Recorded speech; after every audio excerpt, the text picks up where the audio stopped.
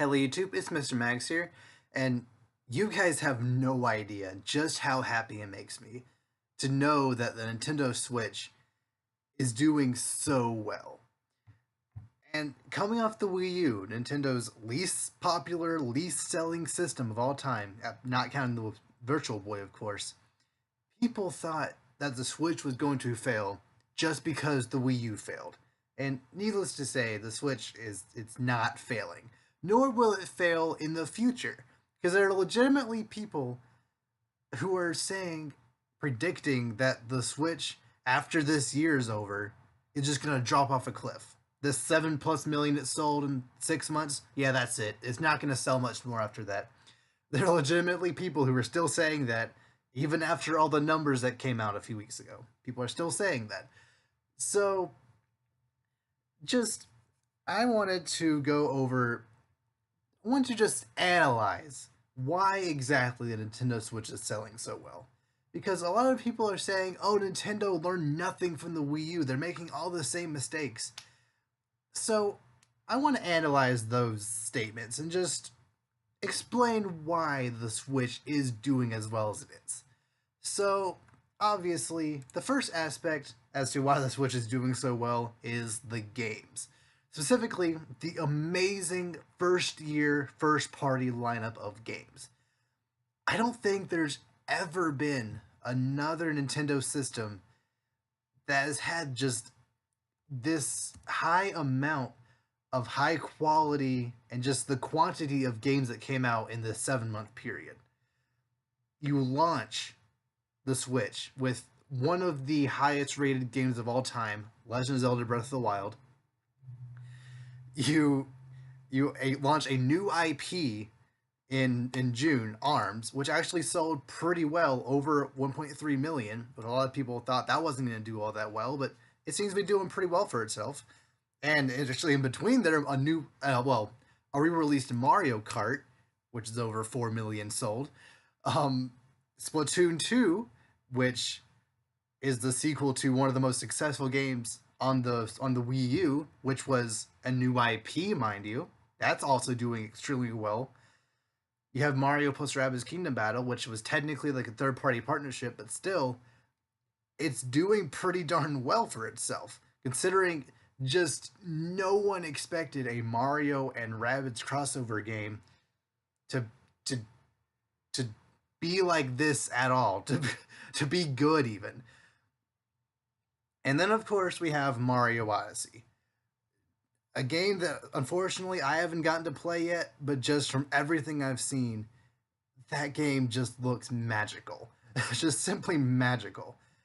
And I anyone who is still holding off on buying a Switch saying there's no games, yet they can't find anything to play in that list I just mentioned, not even Mario Odyssey, they're insane. Like like I said, there's just so much quality and quantity there in that first 7 months that the Wii U especially just could not, doesn't even hold a candle to it. Let me break down what the first year of the Wii U was like. It launched with New Super Mario Bros. U, which is a good game. It's arguably one of the best 2D Mario games, and also Nintendo Land. A mini game collection type thing that was more or less supposed to show off the system's capabilities, and it did that just fine. The only problem is Nintendo didn't really foresee third parties dropping out the way they did, and they felt cocky and they delayed most of their launch window titles into late the next year, into late 2013. So in between Mario and I think Pikmin 3 that August, we maybe got, I think we got WarioWare. Yeah, we got Game and Wario. That's it. We got Game and Wario in between there, another mini game collection, and I think Wii Party U, another mini game collection, Wii Sports Club, another mini game collection. Just nothing, no variety at all between Mario and Pikmin 3. And then after Pikmin 3, Wonderful 101, which is one of my favorite games in the Wii U personally. Then after that, 3D World, which was admittedly a good game. It's just not the 3D Mario game people were wanting. So the first year of the Wii U was utterly disappointing for a lot of people. There was just barely any variety. There was almost nothing to play outside of, I think, the only game that came out in between December and um, WarioWare, I think, where was Monster Hunter 3 Ultimate. Maybe Lego City was in there, but that was it. That was literally it. No other game even came close to being like a big title outside of those two. Maybe a couple like shovelware type games in between there, but nothing first party, no really indie games in between there, but like that was it. That's all you had to play for that first year.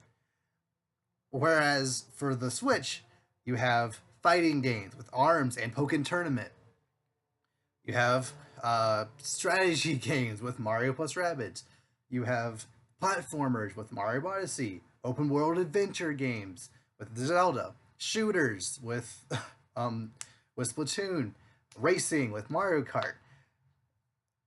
And a big RPG coming out really soon in December with Xenoblade Chronicles 2. Oh, I forgot about Fire Emblem Warriors, another great game that came out this year in its launch window. That's insane.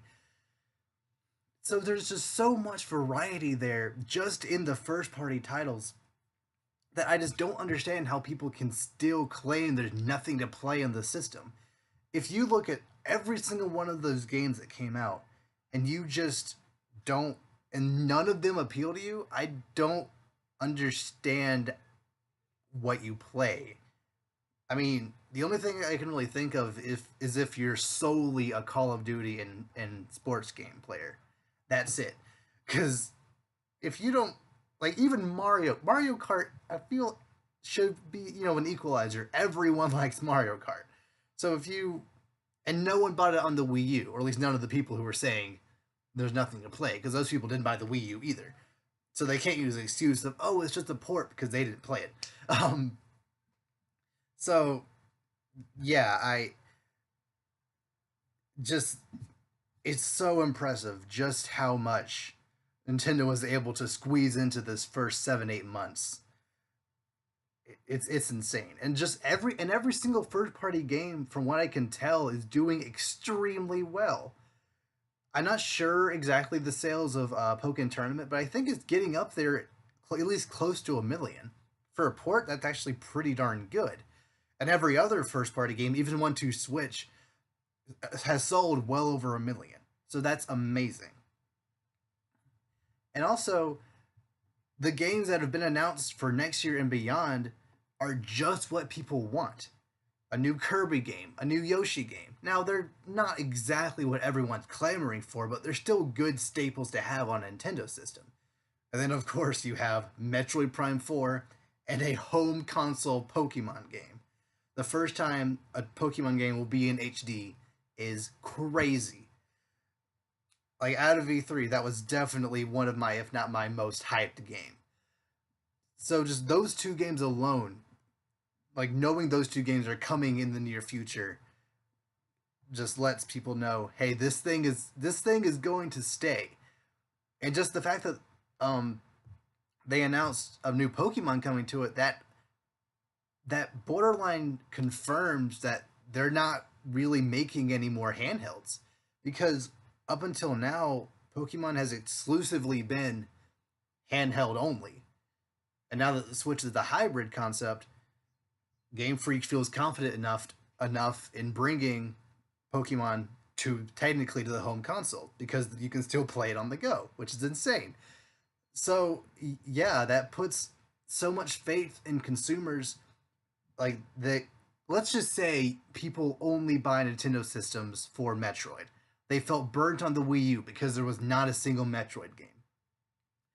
E3 rolls around, they reveal Metroid Prime 4 is coming soon.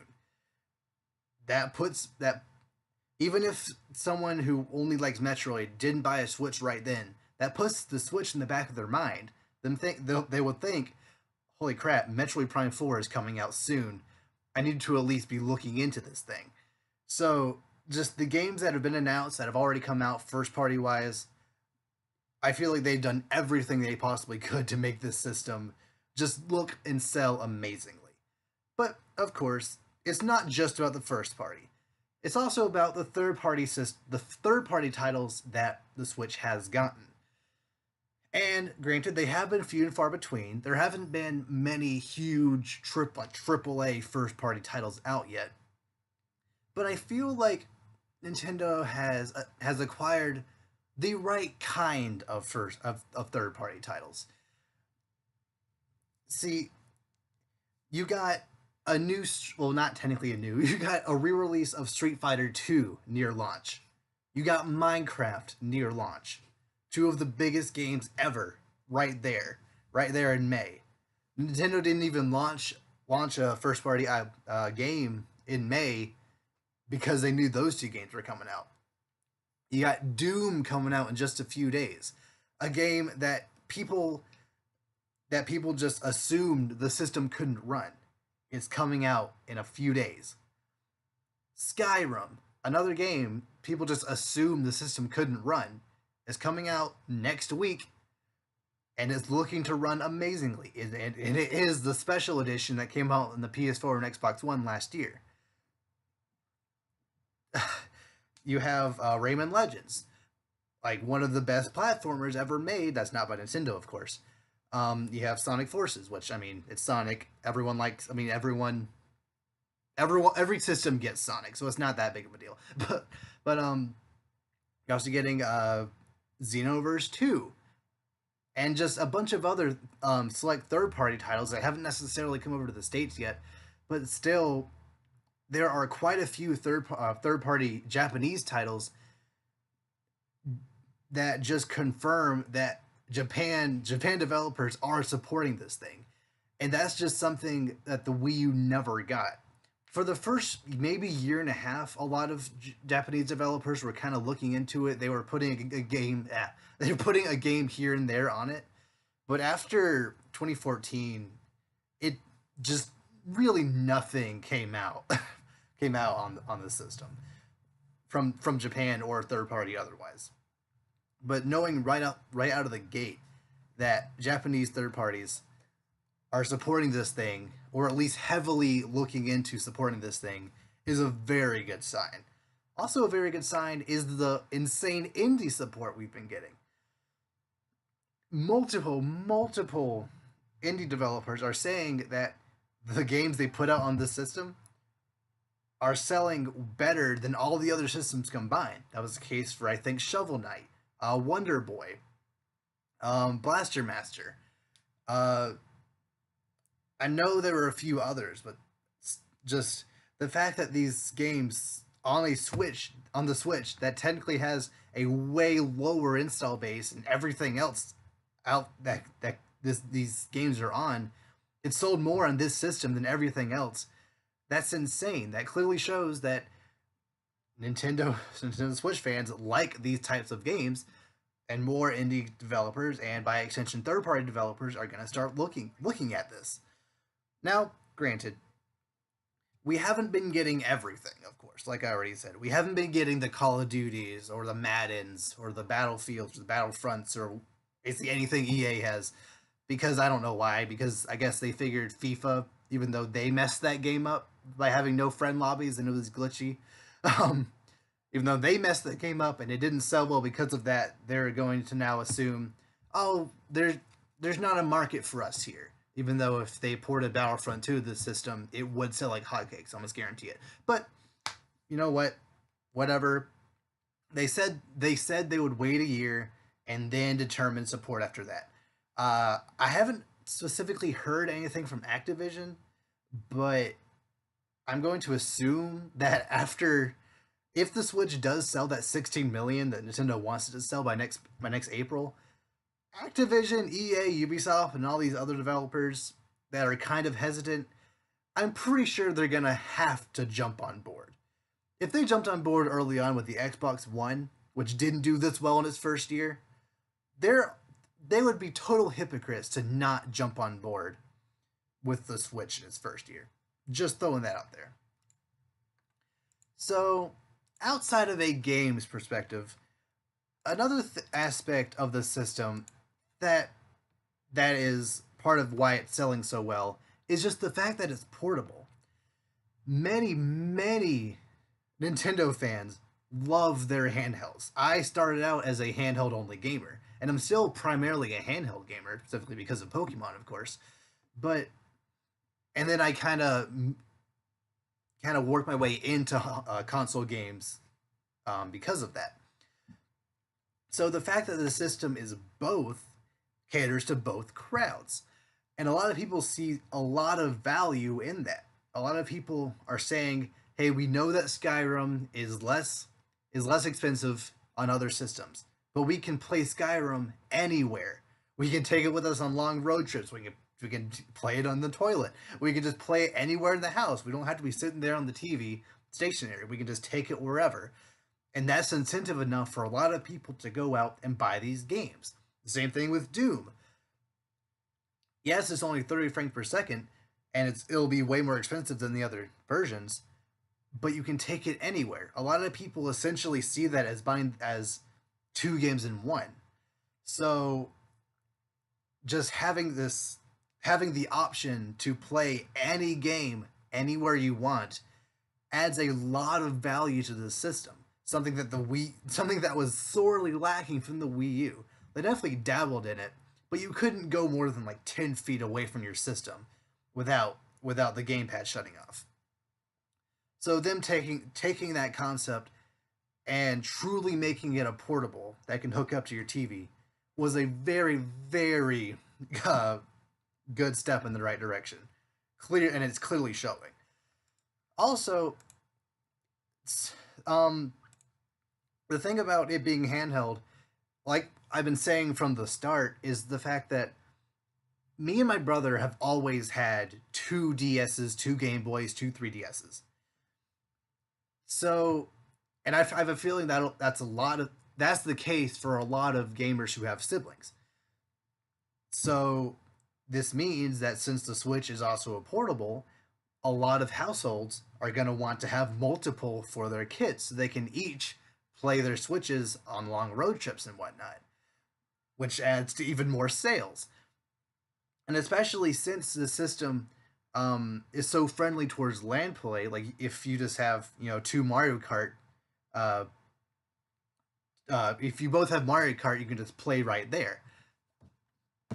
That's that again adds value to playing it on the go.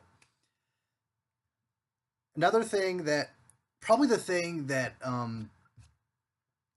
matters the most when it comes to portability is the fact that it guaranteed that this system would sell well in Japan. People, for some reason, just forgot about the fact that Japan is crazy about handhelds.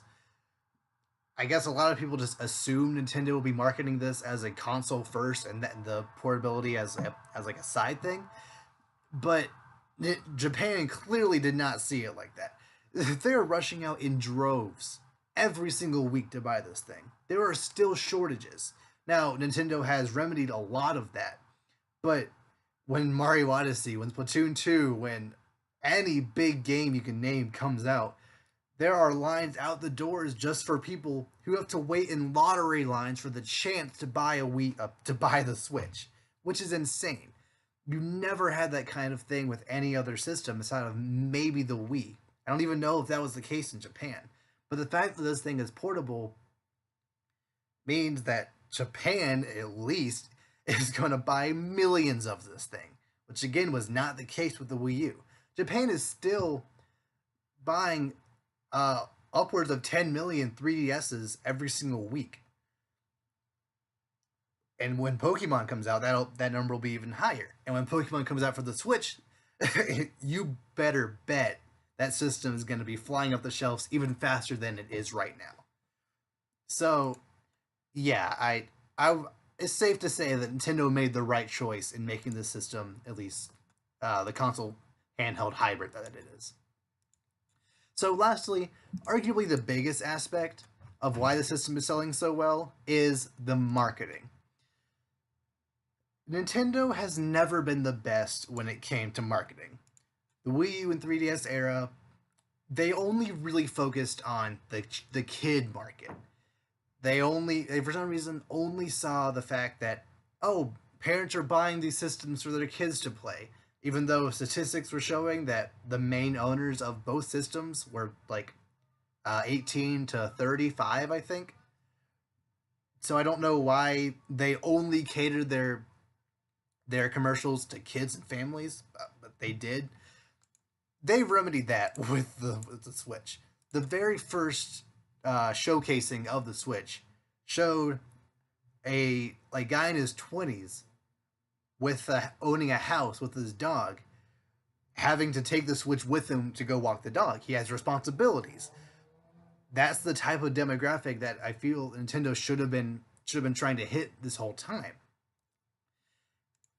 So the fact that their marketing has been consistent with that. Granted, there have been many commercials that have showcased a lot of kids, but in those commercials where they show kids, they also show, adults at parties or teenagers playing. So they don't just have this idea of, oh, the Switch is a kiddie console. No, it's literally a console for everyone, which is what Nintendo strives to be. And that's definitely apparent in the fact that the Nintendo Switch is the first time Nintendo ever had an ad in the Super Bowl. Millions of people saw that ad. Millions. And you better bet that contributed to the fact that it's selling so well. Even if the people who saw that ad didn't actually buy a Switch yet, it's still in their mind. They still know about it. So they might talk to other people and get the word out there about the system. It's amazing marketing. And I just kind of feel like these these ads just have more personality than anything Nintendo has ever done. Especially again that Super Bowl ad having that Imagine Dragons song, a very popular song at the time, and it still is popular.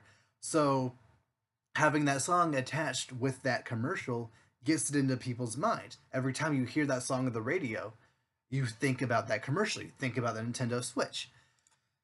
And also that commercial just was a good commercial. Like it was very well timed to the music, making even more emphasis in your mind. Adding on to the personality aspect, the Mario Odyssey commercials they've been having, um, emphasizing the Jump Up Superstar theme song, having that live dance crew just dancing in the streets of New York, um, again, just adds personality to this system or to these commercials. Something that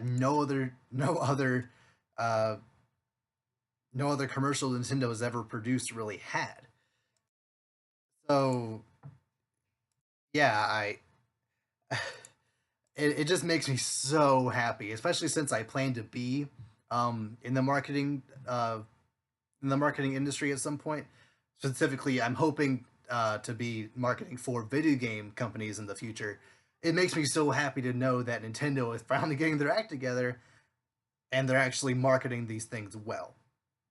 So yeah, is there anything that you guys feel I left out? Is there anything you feel that Nintendo has been doing well that I didn't say here? Is there anything you feel Nintendo could be doing better to make the system sell even more than it already is? Do you think the Nintendo Switch will actually hit that 16 million that they hope it'll sell by April? Leave comments down below, and I'll see you.